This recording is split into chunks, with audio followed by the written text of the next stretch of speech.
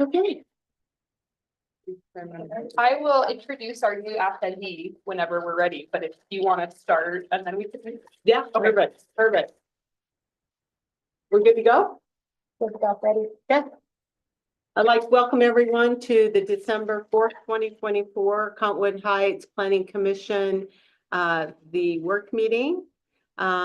Before we jump into the agenda, Sam, do you want to introduce? Yes, we've got a new staff member supporting our meetings. Tiffany, do you want to introduce yourself? My name's Tiffany Johnson, and I'm just going to be helping Maria out. Great. So Tiffany works really closely with Jared. I think he is your title executive assistant? Yes. Okay, so she works really closely with our city manager's office. We're really excited to have her here. I did want to have everyone introduce themselves just so she starts to kind of know who's who. Would you guys just go around starting with Lucy and if you'll share your first and last name? Sure. Lucy Anderson. Sean Steinman, Michael Smith, Dan Bolson. Mike Shelton. And then Dan Mills is the only commissioner who's not here yet. Okay.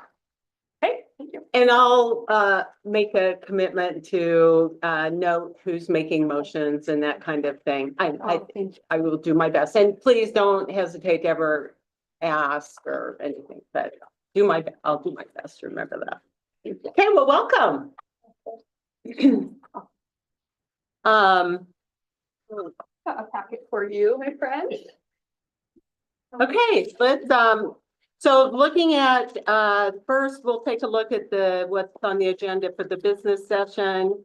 We have a business item to talk about zoning text amendment, and then we have consent agenda for planning commission meeting minutes. So, we'll go ahead and turn it over to staff to talk about the zoning text Thanks. amendment proposal. Yeah, we are changing two numbers tonight.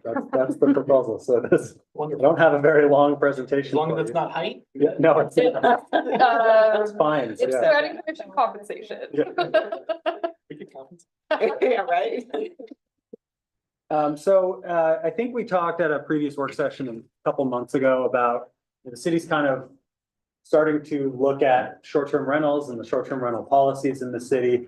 That is an ongoing process of looking at the actual ordinance itself. We've done a lot of research of what other cities are doing from a policy standpoint of where these are allowed and what regulations are in place, but also from an enforcement standpoint and how cities are dealing with that. So the text amendment in front of you tonight is just a quick adjustment to the enforcement side of things. We're not diving into any broad policy changes or direction like that yet, but the city council did want to put in place the potential for stricter penalties for non-compliance with the current short-term rental ordinance. This is a tool that was requested from the police department code enforcement side of things that they feel will help the current enforcement effort when we do have a non-compliant short-term rental that's causing issues and operating and voluntarily kind of skirting the ordinance, even though they know the rules and kind of creating issues. So what we're proposing, and this was written by the city attorney and reviewed and kind of supported by the chief of police, is just amending the first and second violations by increasing those. So now the first violation is $650. The second violation is $800, and then the third violation is $1,000. By ordinance, each day unit operates in violation constitutes a new penalty. So this just racks up the longer a unit is voluntarily operating out of compliance with the ordinance after being informed. So if it was noted that they were 4 days into Yeah. non-compliance, it would then be the $1,000 a day. Is that how It would be, work? yeah, so the first day, Is day the one would be 650, 650. then 800, and then 1,000, 1,000, 1,000, 1,000, 1,000. And then it resets after a 12-month period where it would be, you'd start over. So There's some complexity to this because it's not just like the city can send a bill or impose the fine. This has to be evidence is collected, it's presented through a prosecutor to a judge. But this at least opens the door for the city to request that a higher fee be assessed because it's backed up by city ordinance. 650 and 800 were arrived at kind of by research of what other cities have done. I think the town of Brighton has a similar fee structure. And they've reported having some good success with it. There's been a concern that having a penalty too low is, I think the police chief refers to it as just the cost of doing business. It doesn't really disincentivize continued operation if it's just a couple $100, because they make exponentially more than that in one night. So they. Well, you assume that, but I think there are people that will be somewhat innocently caught up in this, that this could really sting. So possibly, and we do have, I do want to differentiate just from anecdotal experience. We have rentals operating illegally, but unintentionally. They just didn't know. Typically, we've seen code enforcement go talk to them and address it.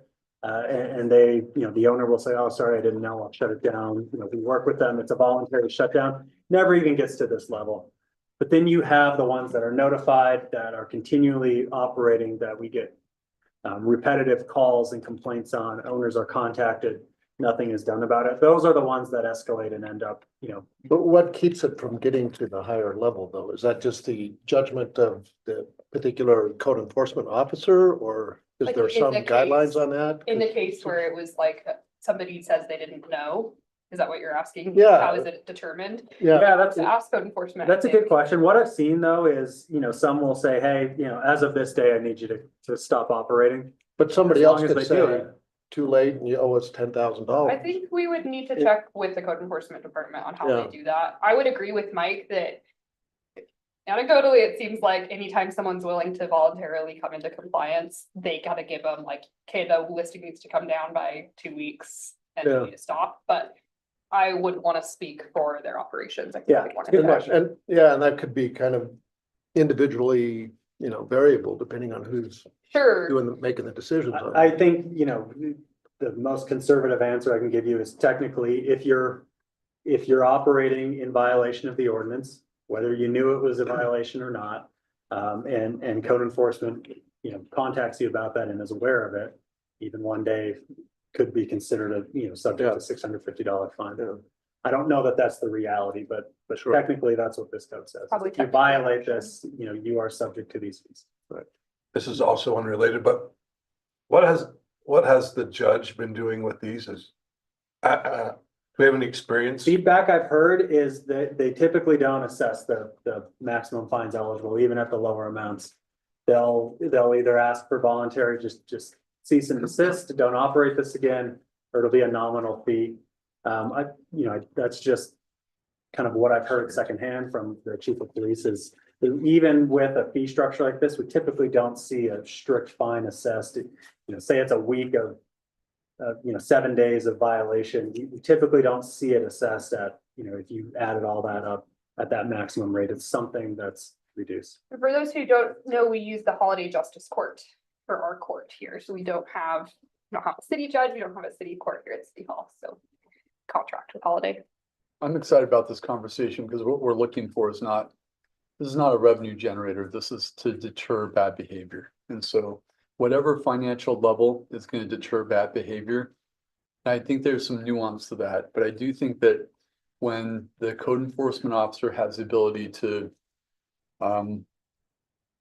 mitigate that with some compassion in the case of a first-time offender, and then the judge is also in the habit of mitigating it with however many offenses. I mean, this is going to get watered down by at least the two parties that are involved anyway. So, on the other side of it, I would just ask that we make sure that proactively, whatever department handles this, Brighton is very, very good at communicating through multiple channels about what the policy is citywide, and not just like in their journal, but the different HOAs. For my little condo, if you buy, they immediately have a person that will tell you what the policy is for renting and what the penalty is for renting without reporting that income to the city of Brighton.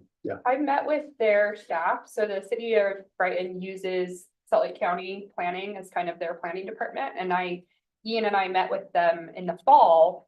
And it was really interesting to hear them talk, and this will kind of this kind of leads us to like the future conversation about policy changes, but it sounds like they've addressed it through policy and also enforcement, which is my professional opinion of what you have to do is kind of target it from both sides.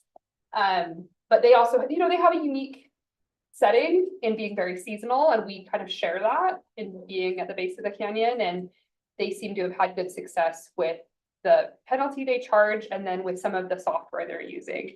But to Commissioner Mills' point, they really encourage applicants to do the public noticing when they are applying for one by word of mouth, which I thought was really interesting. So they're like, yeah, if you're gonna apply for a short-term rental and you're gonna do it legally, we really want people to understand what's going on, and we're gonna ask you to go door to door and tell people. So I do think they are pretty practiced in getting the word out through some creative measures. But it sounds like these amounts are quite similar to what they are. Yeah, from a fee structure, this matches pretty closely. Will this be retro activated? So can they go back and say, I see you're booked out in your calendar for the last 3 months. Can they actually imply this violation on that space? Is there any clarification on that? Good question. I don't know the exact answer. I would say if we're aware of one and it's in an enforcement process now, you know, I think it's probably vested under whatever ordinance is in place now in terms of fees and that. The other kind of another side of this that you sort of referenced is we can't just go look at a booking and enforce based on that. It has to be actual observed, you know, tangible evidence that we as a city collect and present to a court. Because it can't be enforced on website listings alone. Let's say though that we did have a new complaint or a new case was opened for one, and there was evidence indicating it had been run for that many days. I think you were kind of asking, like, would those days be assessed?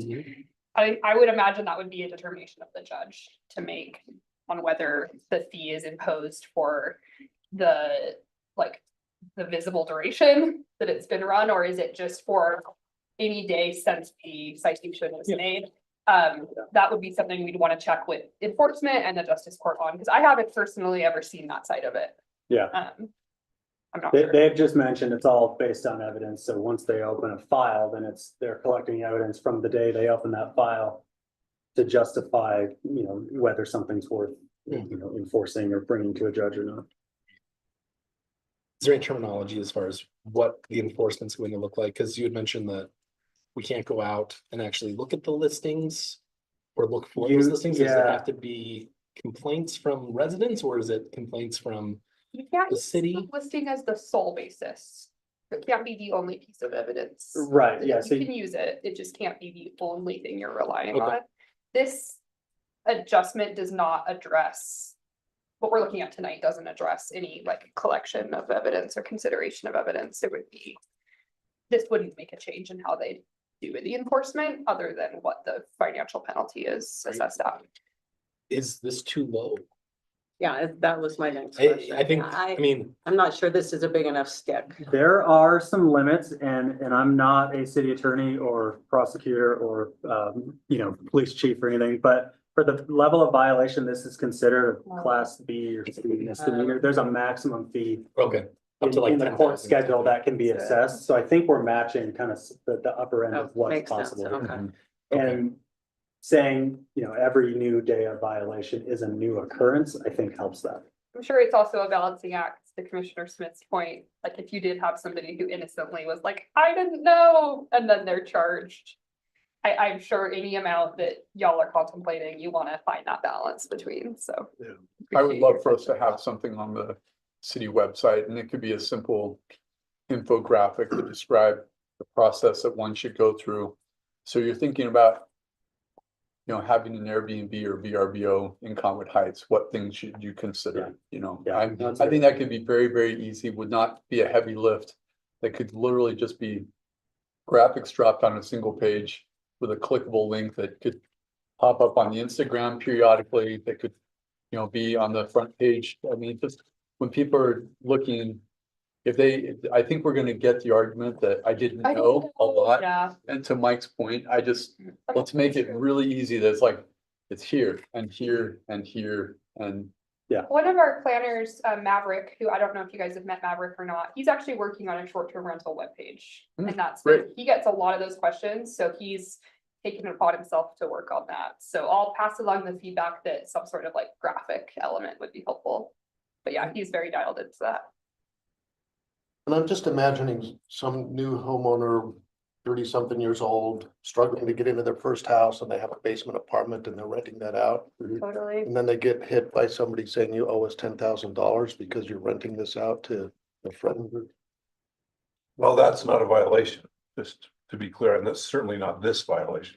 We definitely try to point people toward the internal ADU process. If they wanna be living there in the home and also make some revenue, we would point them toward, hey, what if instead of doing the short-term rental, you did a long-term rental and come through the ADU internal accessory dwelling unit process? So that is, that became possible in 2021, and that's kind of a nice alternative where we can give people, I do think that's a really important affordability tool.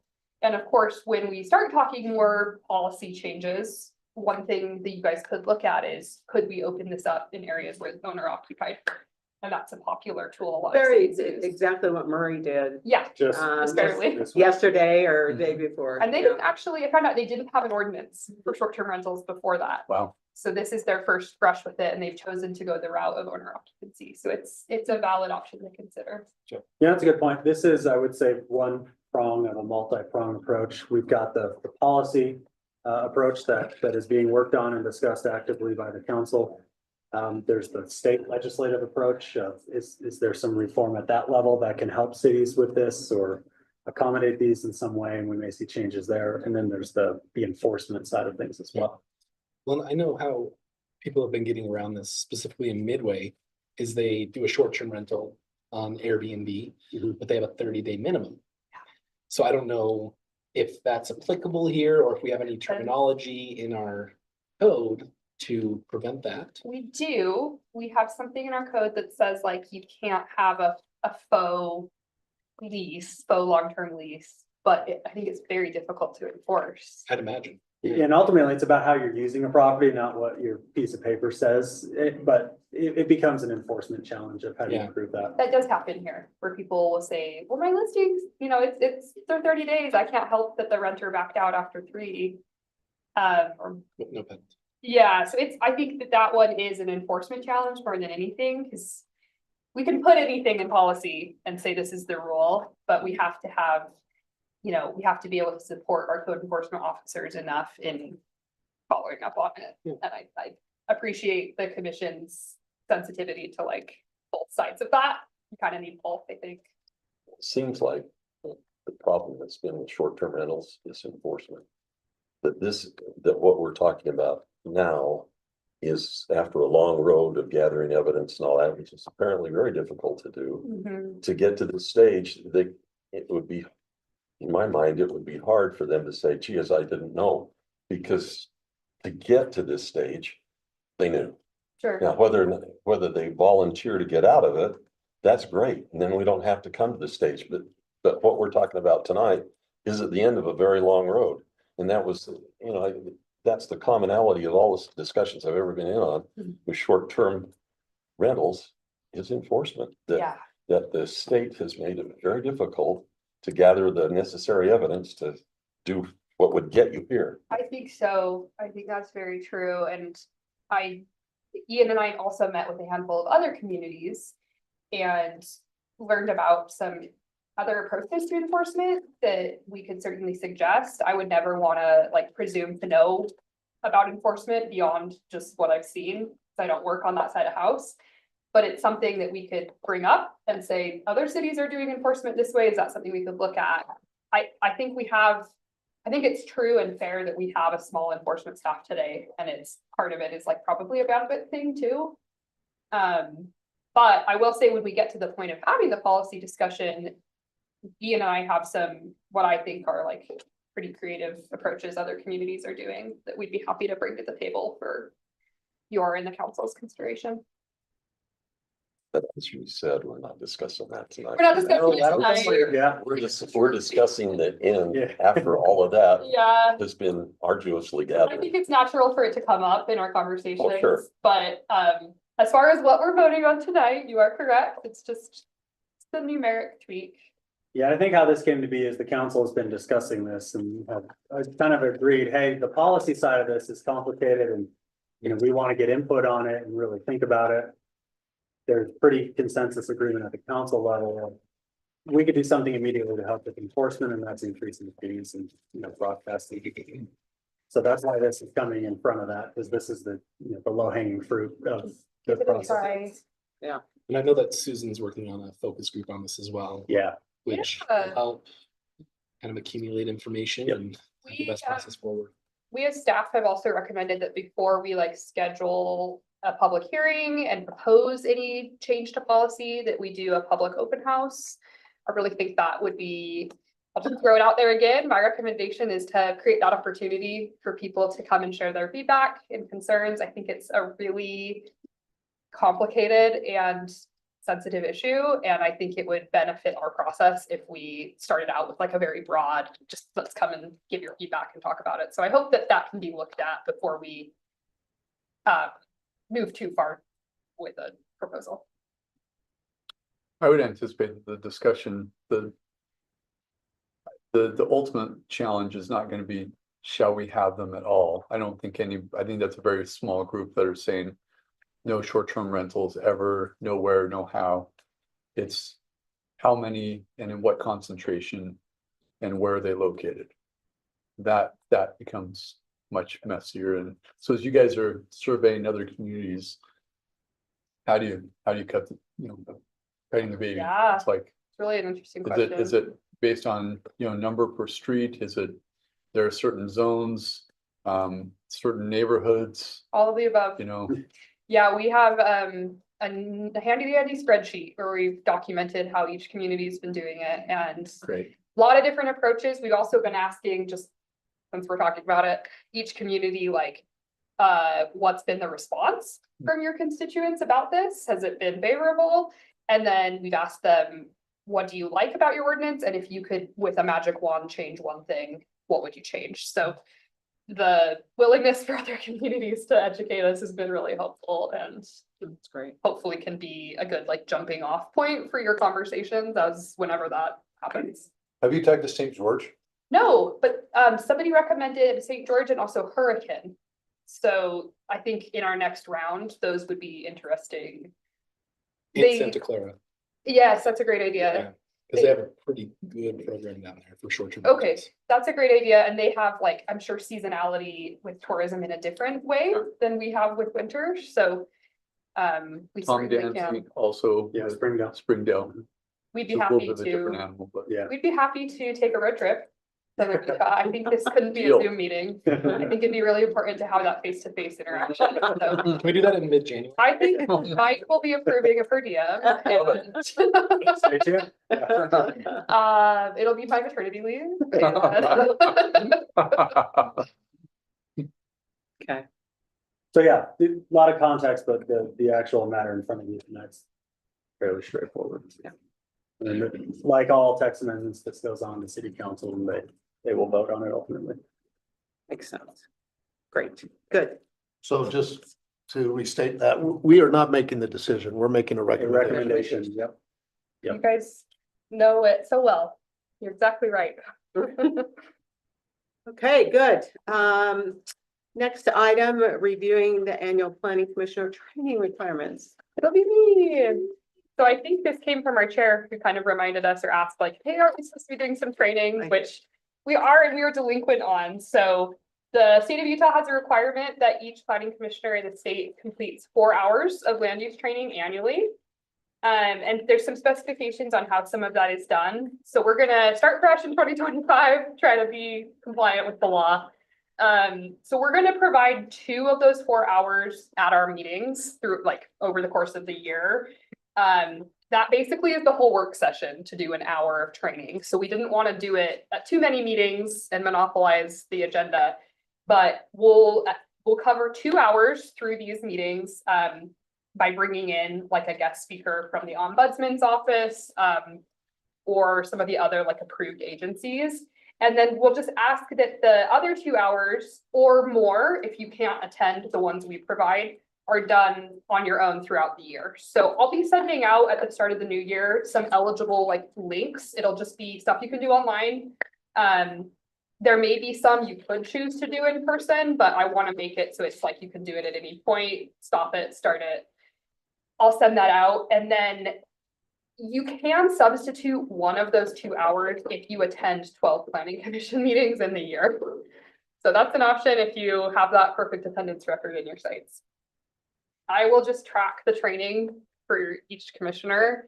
And so as you complete training on your own, if you'll just email me and I'll just mark it down, that way we'll be in compliance. So I'll plan to send that out at the start of the new year. And then if you guys have any questions, you can always let me know.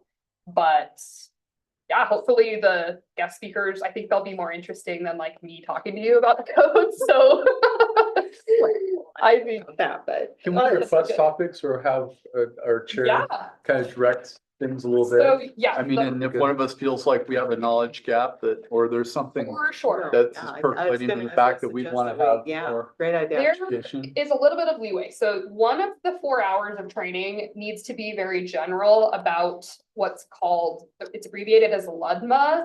It's Title 10, Chapter 9A of Utah State Code. It's the Land Use Development Management Act. So one of the hours is mandated to be that.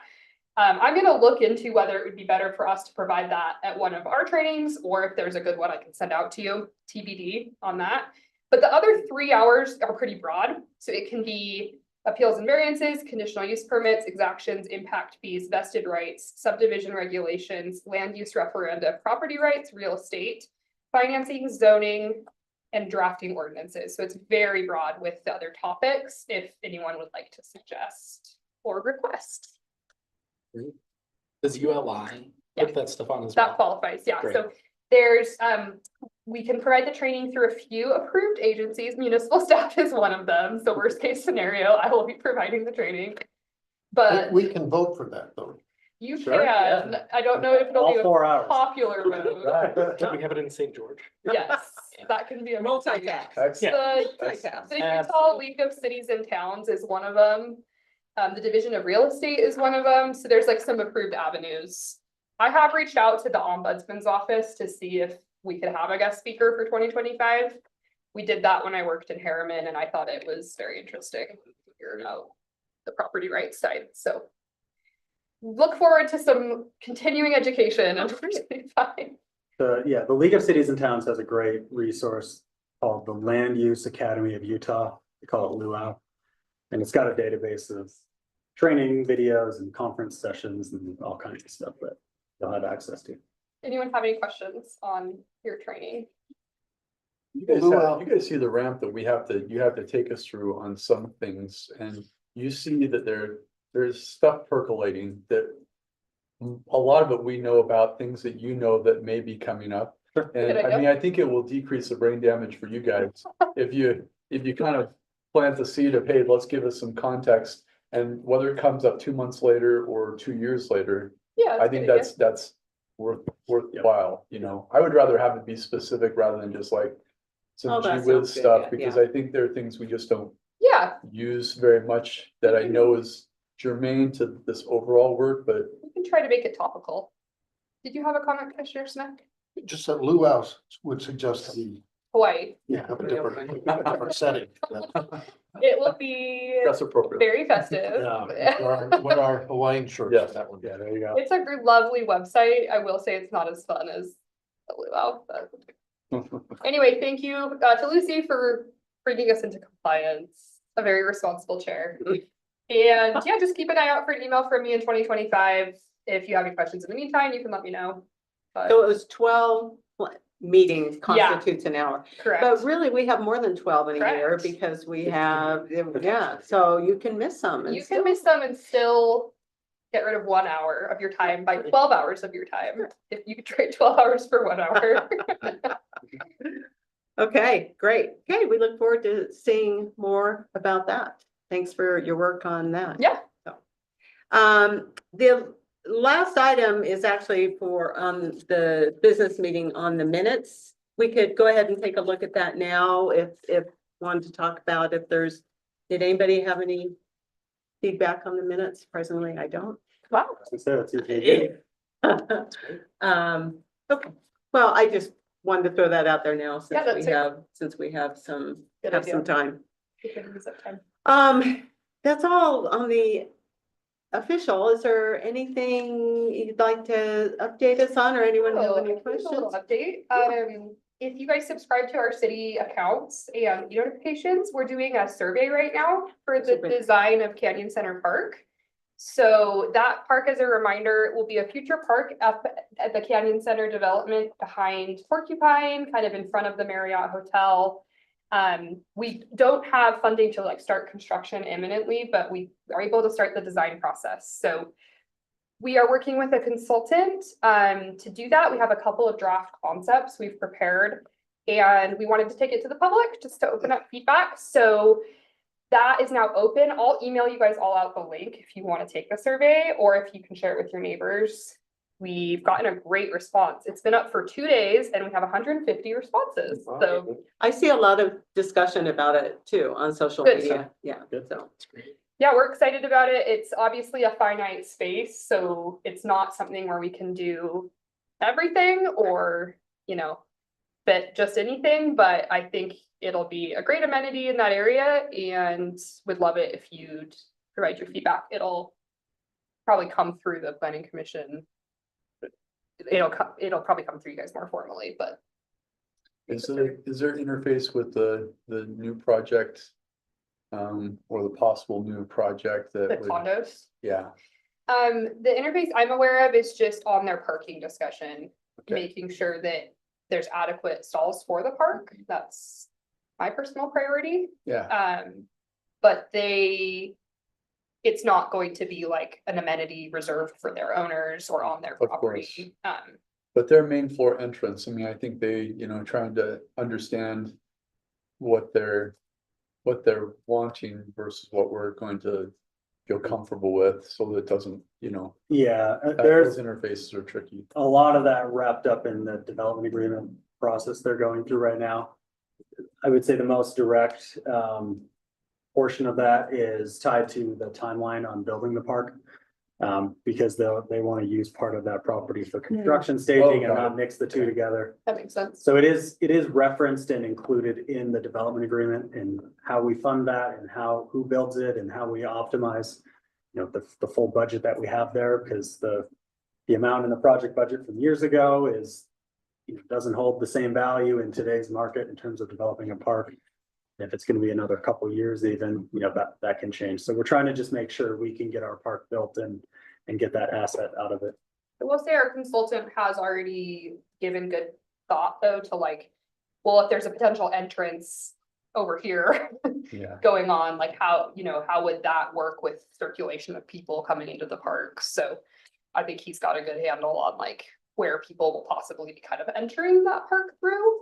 I think it'll be important to have some entrances from Canyon Center Parkway, like from that sidewalk. So we'll definitely be looking at circulation as part of it, and then just really trying to emphasize it's a public park. It's not grounds for the Marriott. It's right in front of the Marriott. So I think people may think this is hotel grounds. So we'll want to really do a lot of signage and wayfinding that tells people this is a public space, but What's our budget for that park?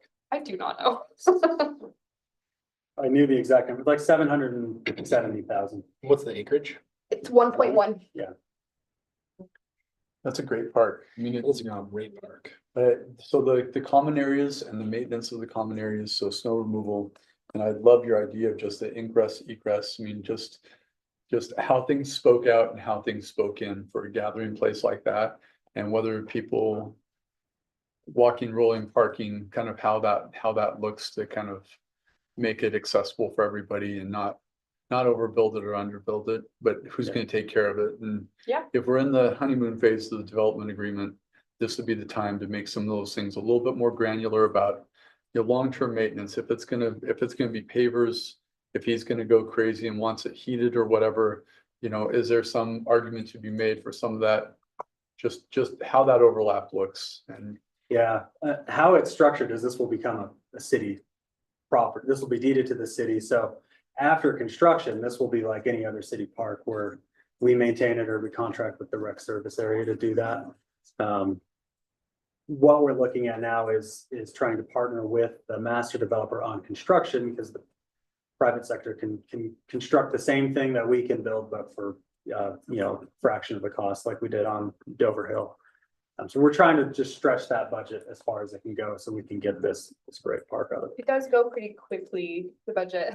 You know, when we worked on Ferguson Park, the dog park, it was like, man, this is a pretty small space with like relatively light programming. You know, there's not sport courts at Ferguson, there's not playgrounds, and the budget does go really quick. So What were we in on that one on Ferguson? not sure what the all Well, it the was. parking lot and everything was part of that. different. It was, Signage, in the everything. millions, It was easily. Definitely over the budget for this one.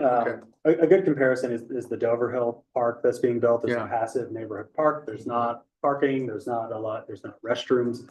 The development agreement with Ivory on that is they're building it. And they're building it for it would have been about $1 million for the city to build what's gonna be there, and it's about half for Ivory to do the same. It's great. See if we can work some budget magic. We're looking at, on the survey, if you take it, you'll see one of the questions is about kind of assessing public interest in doing an all abilities playground. So Cottonwood Heights, on our playgrounds today, we don't have the option for like an all abilities playground that would allow children who are in like a wheelchair or other mobility device to kind of be on that playground. There are playgrounds like that. It sounds like in like Draper, I know there's one in Harriman. But we've heard some feedback over the years from parents in this neck of the woods saying like, I'd love it if, my kid could have a place to play. So that's one thing we're floating as an idea for this park. So far, the respondents' number one priority has been shade. So that's been really interesting, really a value of shade and seating benches. So really interesting responses.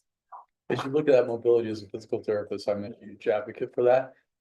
There needs to be dramatically higher parking concentrations if you're gonna, That makes for- sense. for people that require assistive devices. Yeah, that makes a lot of sense. Parking, putting them in the parking garage and then trying to get up and down, that may not be the ideal spot for that. I That's would an just say, interesting point. just because of that circumstance, the idea that you're gonna drop and go with a kid, that doesn't work. Yeah, and it that's a really requires, good like, point. Not like one or two mobility vans, but like a dozen.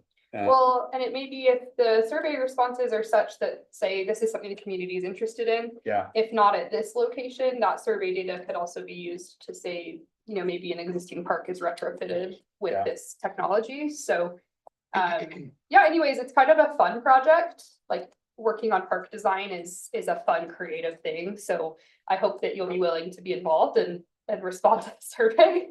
Sure. Yeah. It's very quick. I think it's 7 questions. Yeah. So it doesn't count toward your training. Oh geez, now No credit. everything's gonna be. I'm so sorry. Over there. Hey, great. Thanks for that update.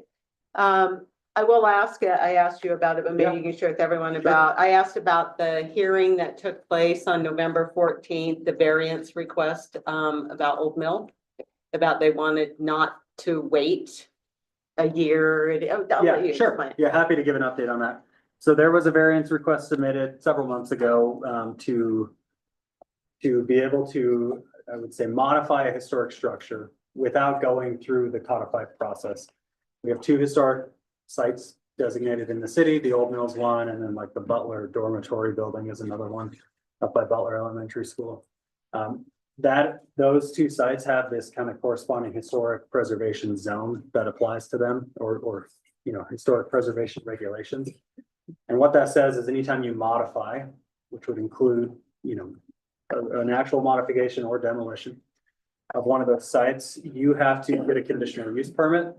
And that conditional use permit must be pending for at least 12 months to be able to give the public an opportunity to provide input.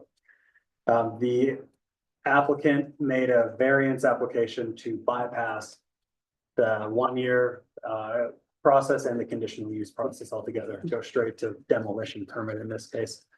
So that was reviewed and prepared and presented to the hearing officer, like Commissioner Anderson said, in November, a couple weeks ago.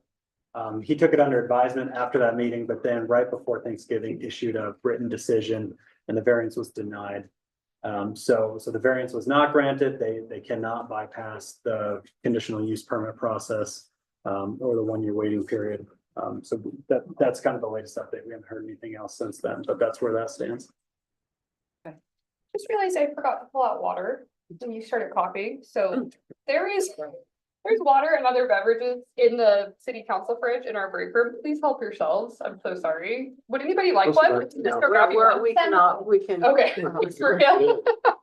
We've got 20 minutes to go get one. I heard you coughing and then panicked, but I didn't do that. I just had a little tickle. Okay, thanks for that. Yeah, two other super quick updates, if you Yeah. don't mind. You'll probably notice the northern gravel pit.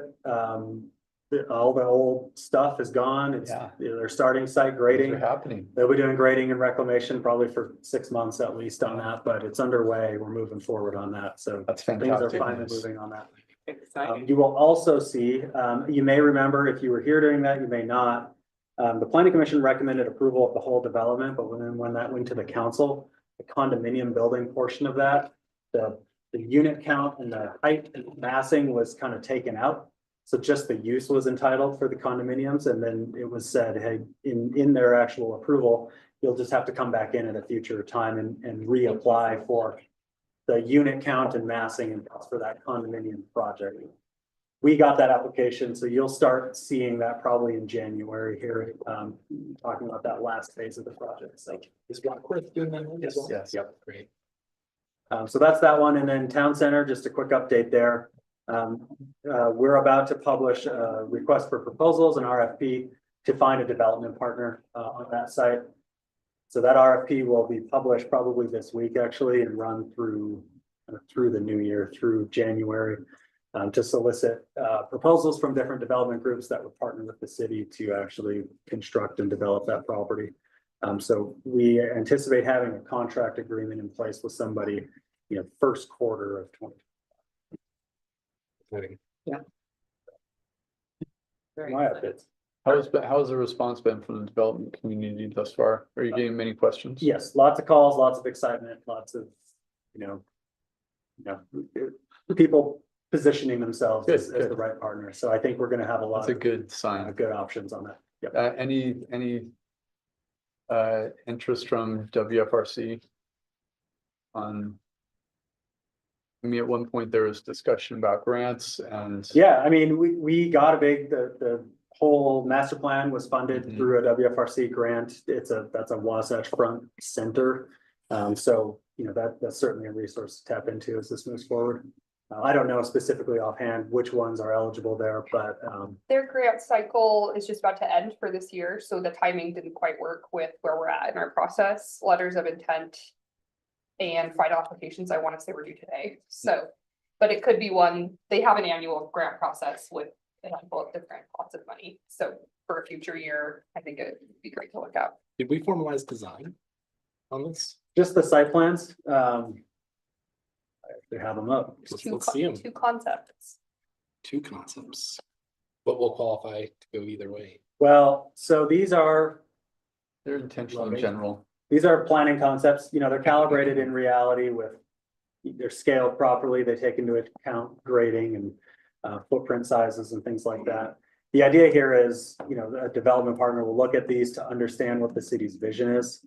So we've got concept A and B. You can see between B and A, they're fairly similar in terms of centralized open space, buildings with transparency and cut throughs and not, one large massive building across that whole site.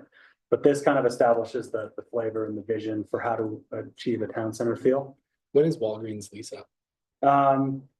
Great question, and it's very complicated and takes 20 minutes to answer, so I'm happy to talk to you Well, we have about that. 16.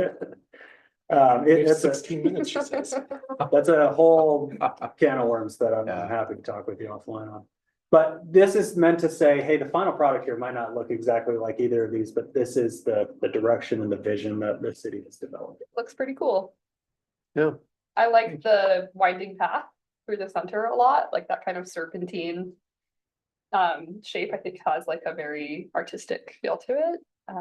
So I'm very excited to see what ends up going in. It was really cool to be there for the food truck night in the town center. Yeah. Just the energy around it and just the I'm so wide glad. open sprawl there. Yeah, that was, It's- yes. You could it's gonna be kind of very feel exciting. something there. Yeah. You know, You could, people yeah. were getting together and having a good time. Absolutely. This has In been spite near of and the- dear to my heart Yeah, since 2019. So I'm pretty excited about this. so that's where that is. So, that'll be a big project next year. And then, like, since we're just filling time now, we'll be coming back with some form-based code discussions. So you guys had great feedback at the joint work session with our city council. What's happened in the interim is we've just been taking time to meet with city council members who, if they've wanted to kind of go through the code and ask questions. So I think we'll be kind of wrapping those up at the end of December, and then I believe the intention is to come back to, well, we'll have to work on kind of how to document those changes and Yeah. then to come back to the planning commission first and then. the city Yeah, I think council. so. I think what'll happen is we'll get kind of this ad hoc feedback we're getting. Consolidate that all together, probably take that back to the council and say, here's everything we heard. Bring that back to you all and say, here's everything we heard, you know, what's your input, and then run that back up the chain. So I that's don't think we'll what's the- re-vote on it. It'll be a work an session. informational thing, so I think it'll be, I'm hoping to kind of do like almost a spreadsheet where it's like the feedback given, what change has been made, so it'll be easy to follow. But yeah, we've just been doing those meetings and it's been, I think, very positive.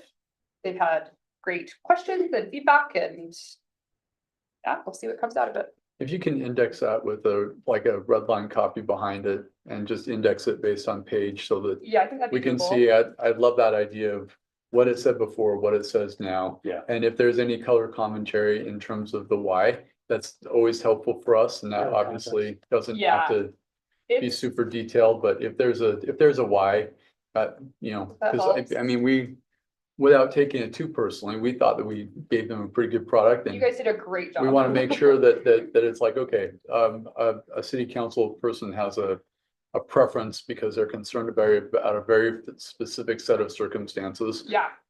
I think we can all live with that. It's not the hill that we want You to die guys on. should be very proud of the work you did. I mean, we obviously recommended approval of it as staff, so we also like the draft.